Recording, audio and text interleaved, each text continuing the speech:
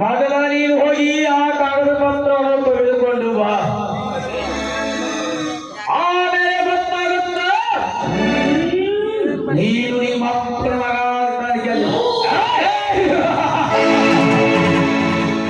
ಪೃಥ್ವಿರಾಜ. ನನ್ನ ತಂದೆಯ ಆಸ್ತಿ ನಿಜವೇ ಆಗಿದ್ದರೆ ಈ ಕಲಿಯುಗದಲ್ಲಿ ಧರ್ಮ ಅನ್ನುವುದು ಇದ್ದಿದ್ದೇ ಆಗಿದ್ದರೆ ಈ ಭೂಮಿ ತಾಯಿಯ ಮೇಲಾಯ ಮಾಡಿ ಹೇಳುತ್ತೇನೆ, ಆ ಪತ್ರ ಎಲ್ಲೇ ಇದ್ದರೂ ಈ ತಪ್ಪೋದು ಇಲ್ಲ. ಕಲಿಯುಗದ ಕರ್ಣ, ಕಲಿಯುಗದ